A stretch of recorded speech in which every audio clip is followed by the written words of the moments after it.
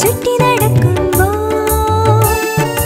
ഏഴു തടിച്ചു കൊഴുത്ത പശുക്കൾ നദിയിൽ നിന്നും കരക്കെത്തി പുല്ലിൽ മേഞ്ഞു നടക്കുന്നു.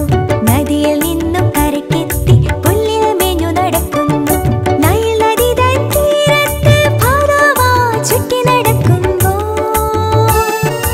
ഏഴു തടിച്ചു കൊഴുത്ത പശുക്കൾ നദിയിൽ നിന്നും കരക്കെത്തി പുല്ലിൽ മേഞ്ഞു നടക്കുന്നു.